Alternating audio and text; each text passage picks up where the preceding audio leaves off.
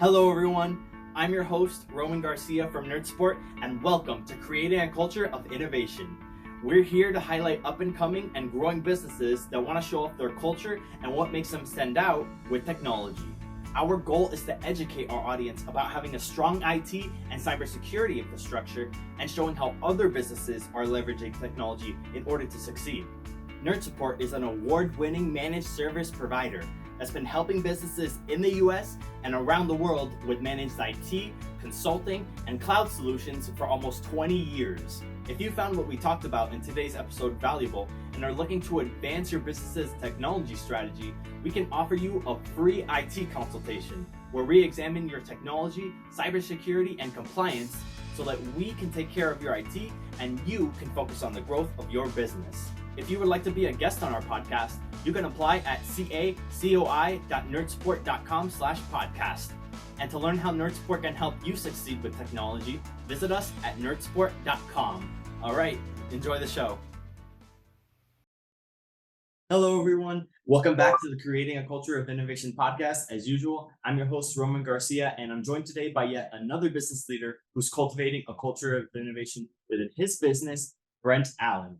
Brent is the founder and president of Amplify, which is a financial services firm that drives businesses' transformation through a variety of services with an emphasis on improved financial visibility, optimized processes, and cost control. So first of all, thanks for coming on, Brent, and welcome to the show. How are you doing today? Thank you. Great, Roman. I'm glad to be here. All right, great to have you on, Brent. I also see in your About section, you guys are global, curious, progressive, and innovative. So, I'm curious about how innovative you are. And so let's get right into it. So, Brett, first of all, tell me and the audience a little bit about your business's mission statement. What does Amplify do for businesses around you to help them succeed? Yeah, so our mission statement is pretty simple, and it is to help people do what they love to do and what they're best at more, help it be more of their time on a day in, day out basis. So, what we talk about, what gets us out of bed in the morning is helping business owners not have to deal with all of the things in business that they didn't, that's not why they got into it. That's not their passion. So, if you're a plumber, we want you out there helping folks by, executing on a day in, day out basis, not sitting doing payroll, sitting doing your taxes or your accounting or worry about your cash flow. So it really gets us jazzed. The folks who work with us, and me included, love accounting. Believe it or not, there are people like that in this world that just love to be inside the numbers, and so that's what we do. We bring our love to business owners to take away something that they do not. Great to have that kind of passion there. I myself love the number side that I'm typically right brain, but this podcast, this lets me express the left brain side as well. But it's really cool that you're kind of like on that wavelength. So next question, I want to hear a little bit about how you want to start Amplify, and if you had any inspirational figures in your life that kind of like molded your way into that. Sure. It's a very long story, which I'm sure most people's origin stories are. But to say it really concisely, I got the opportunity to lead a manufacturing firm, be the CEO a number of years ago. And through that, I got the opportunity to join a group called Vistage, which is just a CEO peer network group. And I was in a group with 8 other CEOs, and they were just dynamic, some of the best companies, most innovative companies, operationally excellent, really growing. And they were in the anywhere from $2.5 million in revenue to $300 million in revenue, and I sat in that room with them month after month for years.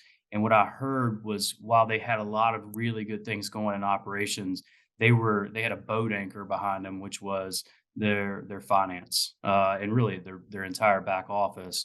And it got me to be curious as to why this was. I knew a lot of folks that were great at this, at finance and accounting, and whether it be banking or making sure that you're getting good reporting, operational metrics, and tax mitigation, all those things. But it didn't seem to be landing inside the businesses that needed it the most. So we set out to start Amplify. It really is different in the way that we're not a traditional CFO fractional CFO firm. We bring a whole team, everything from tax expertise to day in, day out bookkeeping to data, warehousing, and how do we pull out and how do we determine good KPIs that are actionable on a day in, day out basis for our clients. So we bring a whole team approach. I believe that finance is just like HR or IT today. What you're seeing is more and more specialization because of how much Right. value you can get from your dollar. Whereas in the past, what you've had in businesses is at best you've had a generalist who did just enough to get by. Right. And not just like the short term dollar value, but like long term. That if you run into any of those issues, that you got yourself covered for scalability or and all those issues, that you don't want to run into something and then solve it after it breaks, or after you run into an issue with your finances or something like that. You'd rather be covered like that. So that's good to hear. And by any chance, did you end up going back to to that company and helping them out with the finances? Yes. Yep. Okay, Absolutely. nice. And then going back to your roots and stuff. So Yep. great. Glad to hear that. And so moving on, what are some of the things your business values most in regards to serving your clients? Sure. So I think the thing that makes us unique is we're a very results oriented business. So for the most part, when you end up engaging consultants, what you find is folks that will charge by the hour. We've traditionally charged. We've gone and scoped projects and then charged a predictable monthly retainer.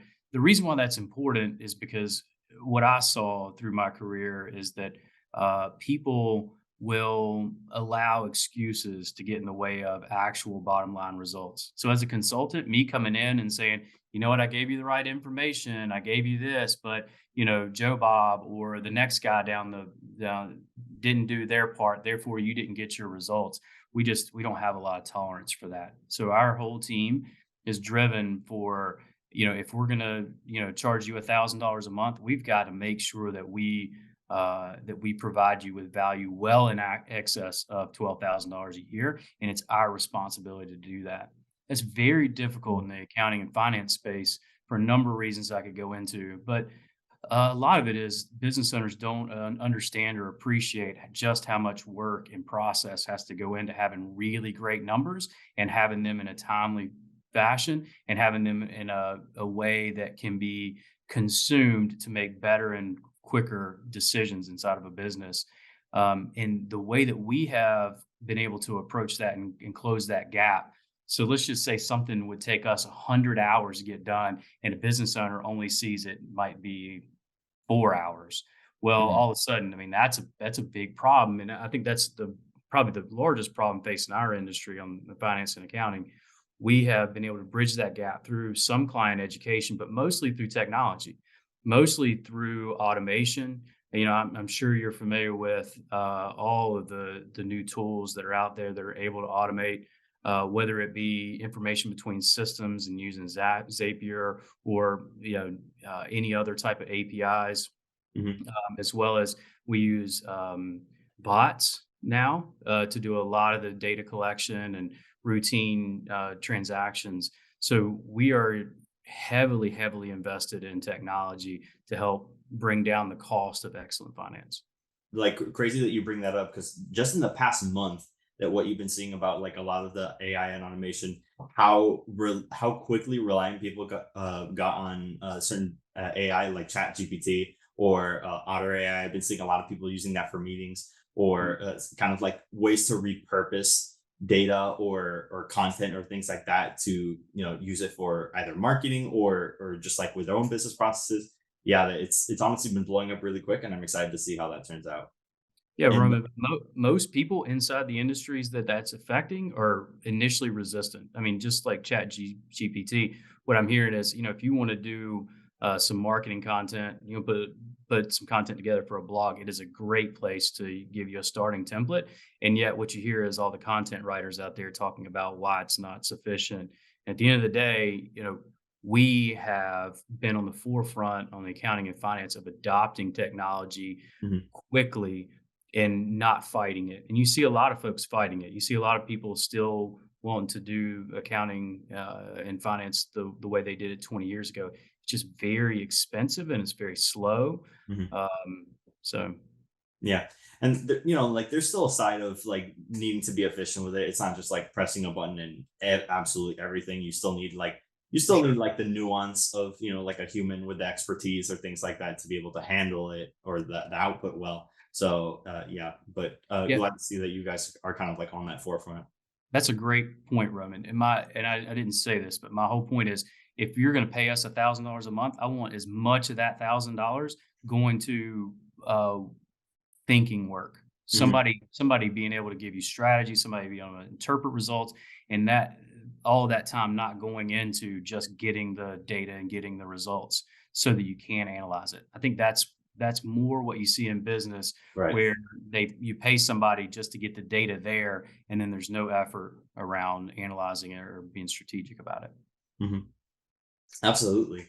And kind of on the note of like with it being within your industry, I know you mentioned a little bit about it already, but I want to hear a little bit more about your domain expertise. What's going on in the financial or accounting industry that you think could be done better, and how are you innovating, particularly with technology, aside from what you already mentioned, to set yourselves apart from the rest?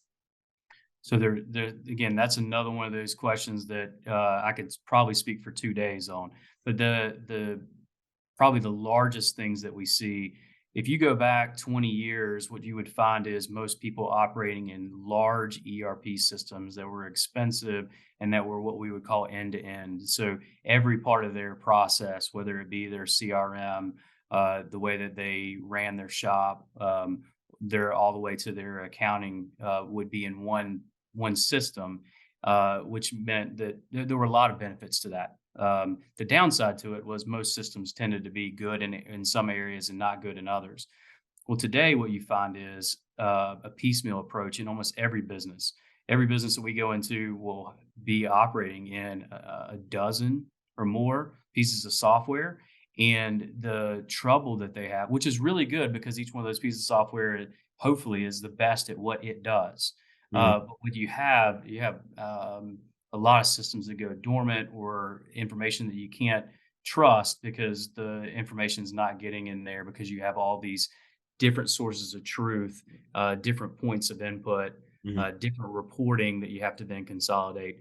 So one of the number one things that we do is tie all the systems that customers use together. And we do that again through APIs. We do it through data warehousing. We use Snowflake, which is a great product that's out there. And so we have bots that go in and depending on the system, grab all the data that's needed, pull it up to the data warehouse, and then have a system that reports off of all that data. So it's, if you're a service based business and you have phone data and you have customer invoice data and you have vehicle GPS data, we can bring all that together to give you insights about your business as to how you can improve, either cut costs or improve your customer experience. Like, it just goes way beyond what you would traditionally think about accounting and finance. The idea that your accountant or your finance department, their role is to give you financial statements 15 or 30 days after a month ends. It's just not any good anymore in our world. It moves too quickly. If you get a report, 2 weeks from now about what happened in December, I mean, what good is that? You really have to have data much quicker than that today. Right. And especially now with we're going to be going, tax season is knocking on the door. We got to make sure that we have all our reporting and things like that in line. And definitely going to be an absolutely hectic season, but cool to see that you have like the tools in place to do that. As long as, like with how big you guys are on data, that I'm sure like compliance is a huge like monster to take on as well, right? Yeah, and but the good thing is when you use the large guys, the systems. So again, we don't have servers. You just go back. You think about how much easier it is today to do this type of stuff. Where in the past, security would have been a real concern. But as you get into the large guys, the AWS type environments, they're very very secure. We don't carry anything on our laptops. Um, Everything is in the cloud. Everything is well protected as far as data goes. We talk big on compliance, the kind of like especially with the emergence of remote work, BYOD, things like that like so to at least give people the flexibility, but like obviously security always comes first, and so like that's obviously the most important thing. And so, last question: what's on the agenda for you and Amplify in the near future? If there's anything you could share. Yeah, we're really excited. We've come out with a couple different products. And one of the challenges is how do you get started? Getting started, bringing in a professional on the finance and accounting side is difficult because number one, you have to face all the problems in your business, both on the financial side and data and analysis will highlight areas where you're not doing as well, and will also highlight areas where you're doing well. So we're trying to help, number one, do that in a very efficient manner, but number two, help ease the pain of that. And we've got a product called a health score that will come out and look at your business from end to end on the finance side and be able to tell you, hey, here are the areas where you're a little bit below the line as far as the industry standard. Here's the areas where you're excellent. And then the areas where you might be below the line, depending on your uh, where you are in your business journey, it may be worth fixing. It may not be. But being able to look at it and say, hey, we could fix this. It would cost X number of dollars. Here was what we believe the benefit would be. Do you want to do it or not? I think is very empowering for a business owner. I think traditionally, when they deal with finance people, it's a very binary decision. It is you must do this or you must do that, Hmm. and that's hard because that's really not the way businesses uh, it's not the way it works, right? Everything's a cost benefit trade off. And so Hmm. we're excited about rolling that product out, especially in the face of continued inflation and recession coming. I've never seen that pairing before. And we are working closely with our clients to help them model different scenarios. So let's get 3 or 4 or 5 different scenarios about what could happen in the macro economy, things that you can't control. Let's get a plan for how we protect ourselves against those downsides, and then Hmm. let's get really aggressive. I don't know how much your listeners know about this, but there are more millionaires made in recessions than any other time. If you want to go back in history, Right. and it's because this is a great time to just absolutely own your competition as everybody else slows down, sits on their heels, and tries to see what's going to happen in the greater economy. If you've got a plan, if you've got a mitigation for any downside, then you can get really aggressive, and that's what gets us excited. Right, absolutely, and not just in slow times like the recession, but like as we saw with but as I mentioned earlier with the remote work situation, that like what we saw in the pandemic down here in South Florida, we did see like a huge boom in like business owners moving down here, taking advantage of kind of the infrastructure that we have down here to to innovate and take advantage of everyone else kind of like backing off and then starting their own solutions. So that's cool. And you mentioned you said it was called Hell Score? Health score, like health. Health Score. Okay, Yeah, that was yeah. like HE double hockey stick score. I was like, okay. No, maybe we'll rename it. I like it, Rowan. Like Hell Score, powerful. Anyway, all right, but cool. So you heard him. Go check out his website. Drop a like and follow him on LinkedIn, and stay tuned for the Health Score that's going to be coming out. But before we go, I want you to let the audience know where else they can find you, and do you possibly have anything else to share with them? Yeah, thank you, Roman. We are so passionate about what we do, and we believe when we get in front of business owners, we make a difference. So one of the things that we're prepared to do, we've got 10 CFO sessions that we're prepared to give away to your listeners for free. We'll drop a link, here. We'll send it to you. You can schedule directly.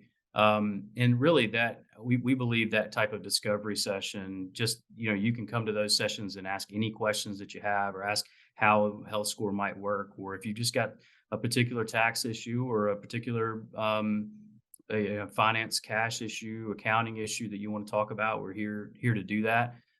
We would love to hear more about your businesses and see if we can make a difference. Absolutely, we got to work together to see how we can help each other out. So, all right, thank you so much, Brett. I'll make sure to include that when this goes up. And so you heard the man. Brent Allen, everyone, thank you so much for coming on, and thank you for creating a culture of innovation within your business. And we'll catch you all next time. All right. Bye. Thank you, Roman.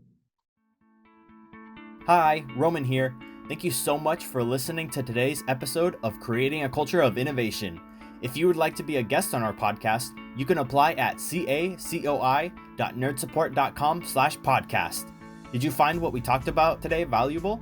Please give it a like and share it on social media. Or if you know someone that would be a great guest, tag them and make sure to include the hashtag Creating a Culture of Innovation. We'd love to bring on a diverse group of guests. Since we're regularly putting out new content, subscribe and make sure you don't miss any episodes. Your thumbs up, ratings, and reviews go a long way to help promote the show, and it'd mean a lot to me and my team. Want to learn more about Nerd Support and how we can help you succeed with technology? Visit our website at nerdsupport.com or follow us on LinkedIn, Facebook, Twitter, or Instagram at Nerd Support. Thanks for listening in, and we hope you'll stop by next time.